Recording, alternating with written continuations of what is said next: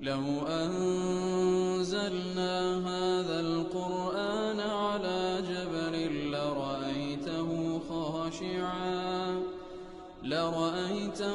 خاشعا متصدعا من خشية الله. وتلك الأمثال نضربها للناس لعلهم يتفكرون. الحمد لله والصلاة والسلام على رسول الله وعلى آله وصحبه ومن والاه. السلام عليكم ورحمة الله. بەڕێزان خۆشحاڵم لەوانەی 165 لەوانەکانی تەفسیری قورئانی پیرۆز بێمە خزمەتتان بە مەبەستی ڕەزامەندی خوای گەورە و هیوادارم ئێوەی ئازیز سوودی لێوە بگرن. أعوذ بالله من الشيطان الرجيم بسم الله الرحمن الرحيم ويسألونك عن المحيض قل هو أذى فاعتزلوا النساء في المحيض ولا تقربوهن حتى يطهرن فإذا تطهرن فأتوهن من حيث أمركم الله إن الله يحب التوابين ويحب المتطهرين. بەڵێ بەڕێزان دیارە یەک لەو حاڵتان و گوتمانە و ئاتانە کە باز لە هەموو ئەو شتانێکەوە پەیوەستە بە خێزان و بە ئوسرە لە سەرەتادا لە پێش ئەو ئاتە باسی مەسەلەی نیکاحی کردکەوە چێ بخوازین و چێ نەخوازین. لە دوای ئەوە خوای گەورە سوبحانەهو وتەعالا باس لە حاڵەتێک دەکا وەکو شتێک کە خوای گەورە سوبحانەهو وتەعالا کچانی حەوای لەسەر خەڵک کردێ کە ئەویش بریتێ مەسەلەی بێنوێژی وەکو بە کوردەواری خۆمان دەڵێن مەسەلەی حەیض مەسەلەی عادەی شەرعی. خوای گەورە سوبحانەهو وتەعالا دەفەرمی پرسیار لێ دەکەن دەربارەی وەیەسئەلونەکە عەنی المەحیض دەربارەی مەحیض. مەحیض واتە ئەو حاڵەتێکەوە بەسەر ئافرەتان دێکەوە مانجێجارێک لە حالەتی طەبیعی ئەو خینەی دەبینن لا حەرجە فی بەیان الدین. ئیتر دەربارەی حکمی ئەو خینە و یاخود دەربارەی حکمی ئەو ئافرەتەی کەوا متەزەویجەیە مێردی کردیە لەو حاڵەتەی کەوا دەکەوتە عادەی شەرعی لەو حاڵەتەی پیاوەکەی کو تەعاملی لەگەڵ بکا. دیارە لە پێش هاتنی ئیسلام بە تایبەتی لە ئەهلی کتاب بە شێوەیەک ڕەفتاریان لەگەڵ ئافرەتان دەکرد لەو حاڵەتەی کە بەڕاستی زۆر نەشیاو بوو وەکو لەو حەدیثەی کە ئیمام مسلم و ئیمام ترمذی ڕواتی دەکەن لە ئەنەسی کوڕی مالیک خوای لێ ڕازی بی دەفەرمی كانت اليهود إذا حاضت المرأة منهم دەفەرمی یەهود کاتێکەوە ئافرەتێک لە ناو خێزانێکدا تووشی مەسئلەی حەیض بە لەم یوئاکلوها وەلەم یوشاربوها کەواتە نە نانیان لەگەڵ دەخوارد نە ئاویان لەگەڵ دەخواردەوە وأخرجوها من البيت وهروها لمال بدريان دنا ويأخذ عزليان ذكر للايك فسئل رسول الله صلى الله عليه وسلم عن ذلك فرسيال لبيغمبر كلا صلى الله عليه وسلم درباري آفرتان كو تعامليان لقلبكين لو حالتكوا تكون حالتي حيض أو آتدابزي ويسألونك عن المحيض قل هو أذى فاعتزلوا النساء في المحيض. أو زاد فرمي فأمرهم رسول الله صلى الله عليه وسلم أن يؤكلوهن وأن يشاربوهن كواتب يا صلى الله عليه وسلم فرمان بمسلمان أنكر لقال أوافرتاني كوال حالة حيضا اعتياديا أنيان لقال بخون آيان لقال بخون وأن يكن معهم في البيوت وأهل على مالكانش لقال يكتري بجين وأن يفعلوا كل شيء ما خلا النكاح أي الجماع كواتا وهو وەکو تەعاملی بینی ژن و مێرد هەموو شتێکی لەگەڵ بکە بەڵام تەنها جیماع نەبی. فبلغ ذلك اليهود ئیتر ئەو شتە گەیشت بە یەهود ئەو خەبەرە گەیشتە یەهود فقالوا ما يريد هذا الرجل أن يدع من أمرنا شيئا إلا خالفنا فيه. دەفەرمی ئەو پیاوە مەبەستیان پێغەمبەر صلى الله عليه وسلم هیچ شتێکی بەجێ نەهێشتێکەوە مخالفەی لەو شتانێکەوە ئێمە لەسەریدان إلا مخالفەی ئێمە دەکا. فجاء أسيد بن حضير وعباد بن بشر رضي الله عنهما. ئیتر ئەو دوو پیاوە بەڕێزە ئوسەیدی کوڕی حضير و عبادی کوڕی بشر هاتنە خزمەت پێغەمبەر صلى الله عليه وسلم فقال يا رسول الله إن اليهود تقول كذا وكذا. يهود أو قسانة دكاتن كوا دلين پیغمبر صلى الله عليه وسلم مخالفة إيما دكا لها مشتك أفلا نجامعهن في المحيض. إتر أوانج لرد فعل يهود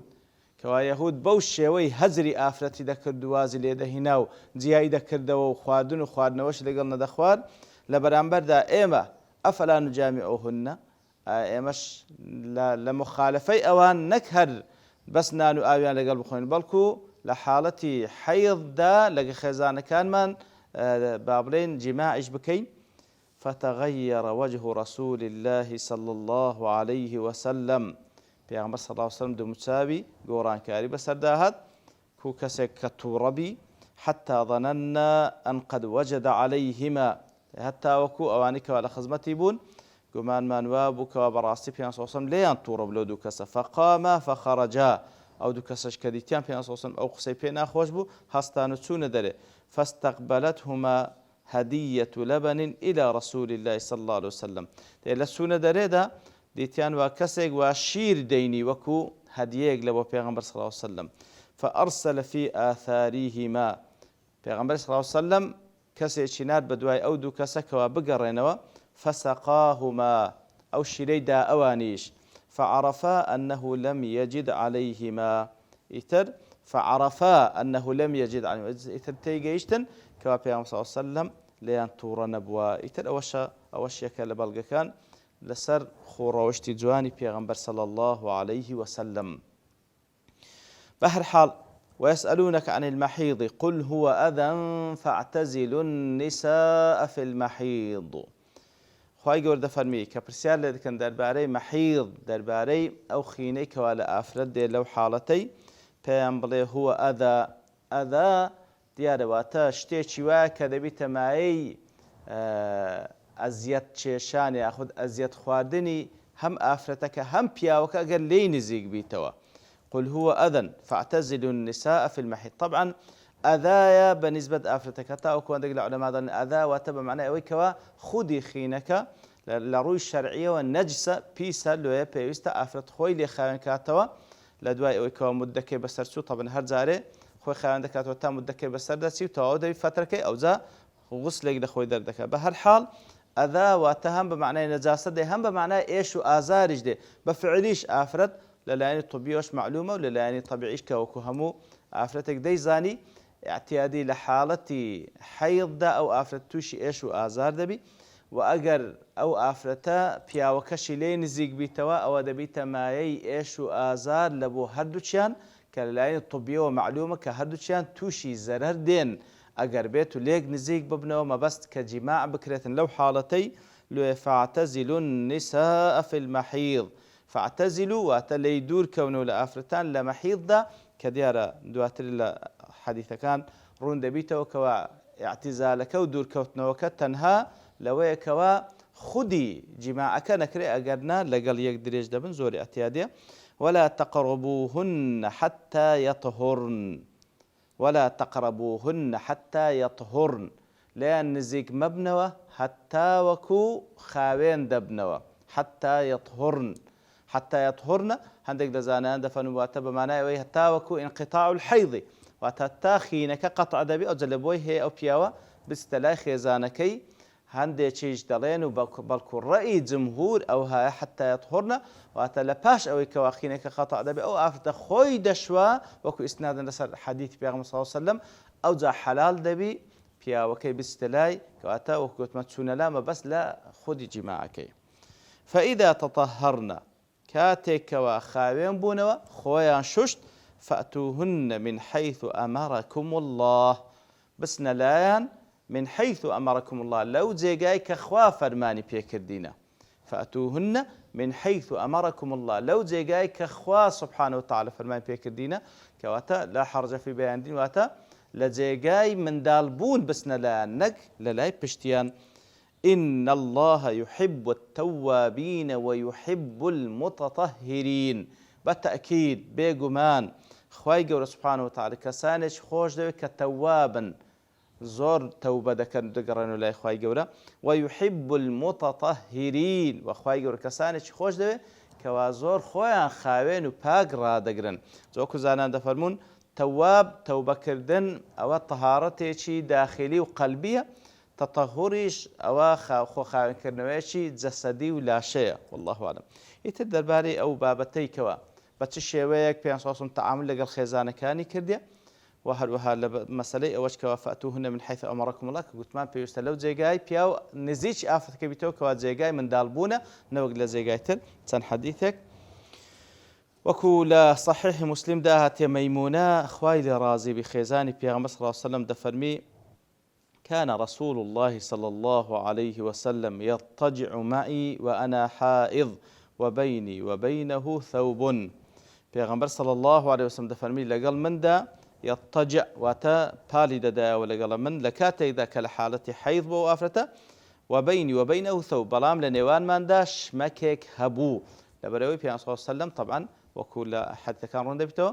كوا فعلا دكري بياو آفرت تمتع بيكتريب كان بلام نابي لا حرج في بيان دين نابي جماع بكري كواتا پرديك زلكيك لبينان هبو لو منطقي كوا نابي جماع إلى قلب بكري لا حديث يشكك ولا إمام النسائي روات كرديا شريحي كري هاني دفرمي برسيارم لعائشة كرخوالي رازبي هل تأكل المرأة مع زوجها وهي طامث آية آفرد لبوي هي نان لقل بياوكي بخوا لكاتيك دا كأو آفرة لحالة حيز دا فقالت نعم بله كان رسول الله صلى الله عليه وسلم يدعوني فآكل معه وأنا حائض پیغمبر صلى الله عليه وسلم پی بانجي دا كردم لكاتيك دا كلحالة حيض دابوم ناني لقل من دخوار كان يأخذ العرق عرق واتا أو اسكيك وقوشت بيويا فيقسم علي فيه سوين دي دخوار دي فرمو دبي أتو بيخوي عائشة واتا أتو غازيكي لي بخوي فأعترق منه ثم أضعه عائشة دفرمي أمنيش لسر دواي بيان صلى الله عليه وسلم پاروكم لي دخوا ياخد غازكم لي دخواردو دام دناوا فيأخذه فيعترق منه أوجا بيان صلى الله عليه وسلم گۆشتەکەی ئەو بابنم پارچەیەکەوە گۆشتی پێوە بۆکەوە ئەو گازەشی لێگرتێ لەسەر تەکلیف پێ سەلەم دەیفەرمێ لە پاشەوی ئەوجا کە عایشە خواردی ئەوجا ئەو لێی دەخوارد واتە تەئکید لەسەرەوەی کەوە ئەتو پیس نی ويضع فمه حيث وضعت فمي من العرق سبحان الله پێغەمبەر صلی الله عليه وسلم دەوی لەسەر ئەو جێگا دادەنا کە ئەمن دەوم لەسەر دانا بوو ئەوجا ويدعو بالشراب فيقسم علي فيه من قبل أن يشرب منه عيني شراب واتا خواردنەوە و ئاوی دەهینا سوێندی دەخوارد کەوا دەبی لێی بخۆیەوە یا عائشە پێش ئەوەی بخۆی بخواتەوە فآخذه فأشرب منه ثم أضعه دەفەرمێمش لەسەر تەکلیف پێ صلی الله عليه وسلم وەرم دەگرت و ئاوم لێ دەخواردەوە دام دەنا فيأخذه فيشرب منه ويضع فمه حيث وضعت فمي من القدح کەواتە دەفەرمێ ئەوجا پێ صلی الله عليه وسلم ئەو پەرداخە یاخود ئەو شتێکەوە ئاوی تێدا بوو ئەویش هەڵی دەگرت لە دوای من دەوی لەسەر ئەو جێگای دادەنا کە ئەمن دەوم لەسەر دانا بوواتە تەئکیدەن لەسەر ئەوەی کەوا پیس نییە لە حەدیثێکە کە ئیمام بوخاری و مسلم و ئیمام ئەحمەد ڕوایەتیان کرێ مەیمونە خوای لێ ڕازی دەفەرمی كان رسول الله صلى الله عليه وسلم يصلي على الخمرة پێیان صلی الله عليه وسلم شەوان شەو نوێژی دەکرد لە حوجرەکەی وی کە نۆبەتی وی بووە لەسەر ئەو خمرەی واتە ئەوکو سەجادەک و ئەو دووگوردەی کەوا نوێژ لەسەر دەکرد وأنا إلى جانبه نائمة ئەمنیش لە تەنیشتەوی چکە حوجرەکانێک کچکە بوو ئەمنیش لە تەنیشتەوی کە ئەو نوێژی دەکرد نووسبووم ڕاکشابووم فإذا سجد کاتێک پێیان سوزدەی دەبەر أصابني ثوبه وأنا حائض کاتێکەوە سوزدەی دەبەر شمەچی پێیان ساسم دەکەوتە سەر لاشەی مەیمونە لە کاتێکدا مەیمونە لە حەیضدا بوو ئیتر بەو شێوە ئەوە دەربارەی تەعاملی پێیان صلی الله عليه وسلم لەگەڵ خێزانەکانی کاتێکەوە لە حەیضدا بن و گوتمان هەموو شتێک جائزە لەگەڵ خێزانەکەی بکە بەڵام تەنها خودی جیماعەکە ناکرێ والله أعلم وكل حديث صحيح إصنع كل شيء إلا النكاح لقى خيزانكت كاتك ولا حيض دا اتيان لقل ليش ده تمتع لقل يكتري كان باوي كخواي يقول حلالي كده بلام جماع ناكره فأتوهن من حيث أمركم الله وكتمان واتلو زيجا بسنا الآن كوات زيجاي من دالبونا نقل دواوة كبراستي وش مصيبتك لقديم ولا نويوة أو مصيبتها كسانك عملي قومي لوط لقل خزانة كان عندك كوا بالتأكيد حرامة يتلو حديث ثي كوا إمام ابن ماجه روايات كده لخزيمي كوري ثابت خواي راز دفرمي پیغمبر صلی الله علیه و فرموی ان الله لا يستحيي من الحق سيزاران فرموی خواي گوره شرم ناکه لبیان کردنی حق لا تأتوا النساء في أدبارهن نسنا لا خزانة كانت لدواوة لحديث يشكى كإمام الترمذي رواية كده أبو هريرة جرته دفن في صلى الله عليه وسلم فرموي من أتى حائضا أو امرأة في دبرها هل كسك بس لا آفرتك ولا حيض دا ياخذ هر حالتي شديكا لو حالتي لا بشته ولا بوي بتسي واتا لدبري فقد كفر بما أنزل على محمد صلى الله عليه وسلم كفري كربوي كوا بسال بيغمبر دابز صلى الله عليه وسلم طبعا وجوكو علماء دلين لابد ترسادون هرشا كرنا لحديث يشكى كأبو داود رواية كده أبو هريرة جاءت خالد راز دفن بيغمبر صلى الله عليه وسلم فرموي ملعون من أتى امرأته في دبرها ملعون أو كسي كوا لبشته ولا دبر دستلاي خزانكي لحديث يشيديكا كوا إمام الترمذي رواية كده ابن عباس خوا يقول